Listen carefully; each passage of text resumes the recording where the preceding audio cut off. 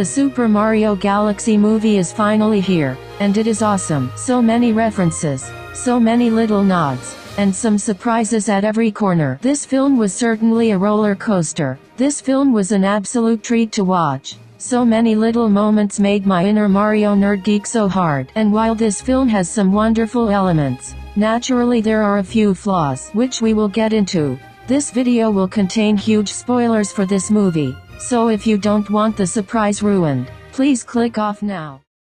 This film introduces a slew of new characters from past Mario games: Bowser Jr., Yoshi, and most importantly, Princess Rosalina.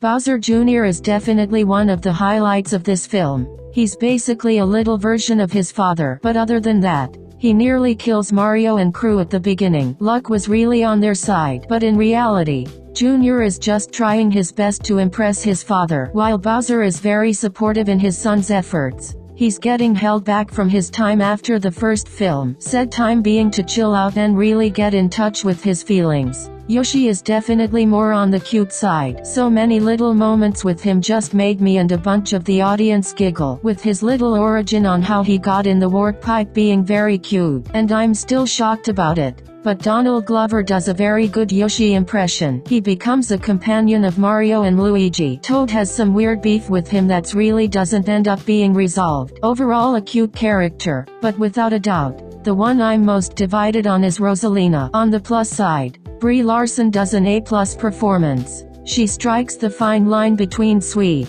and badass. But on the negatives, Rosalina, the most core part of the Mario Galaxy games, doesn't even have 15 minutes of screen time in the whole film. She gets kidnapped basically right at the very beginning, and for most of the film she's just not in sight. It cuts back to her every once in a while, but that's it. I'm not blaming the character herself. It was just a bit of a stupid decision to just do that right off the bat. But here's the big hitter. Fox McCloud from the Star Fox games makes not just a cameo, but becomes a bit of a character of his own in this film, helping the gang in their journey. Now don't get me wrong, he makes a nice little surprise character, but I'm gonna be brutally honest with you real quick. He took up screen time that could have been focused more on Rosalina. His character was a nice addition, but in the end, he could have just made a cameo and that could have been it.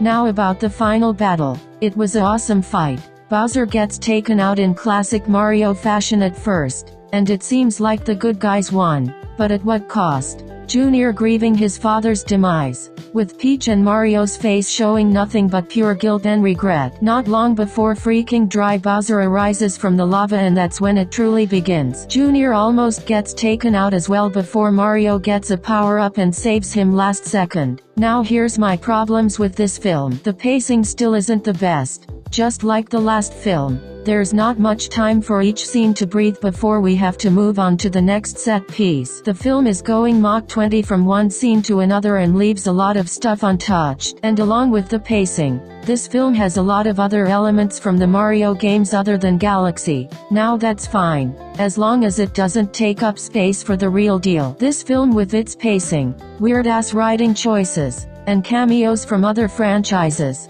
makes this film a little bit cluttered. It still has a coherent plot, but I can't help but feel this is a bit much. Another thing, they hint at a relationship between Mario and Peach, but thanks to the pacing, there isn't any time to build up anything. While Peach gives Mario a little kiss on the cheek at the end, it still feels a little less built up than it should be. Now don't take this negative energy at this section as me not liking this movie. I still adore this. This is just some personal problems I had with it. So to lighten the mood, let's talk about the post-credit scenes. Now, I'm going to warn you, this is where the big spoilers come in. So if you don't want the surprise to be ruined, please click off. One scene is just Bowser and Jr. trying to escape prison, but the next one is where it gets juicy. Princess Daisy is officially appearing in the third film. Now I hope one thing to come out of this. I hope they don't base this film off a game from the series, but instead to try and mix some other elements into one to make it less cluttered. This film overall is a 8 out of 10 for me. What's holding me back from giving it a 9 or 10 is its pacing issues and Rosalina's screen time. But other than that, it's more than worthy to be called a Mario sequel. Thanks for watching. If you like this, click the subscribe button and hit the bell icon. No, actually, beat it senseless.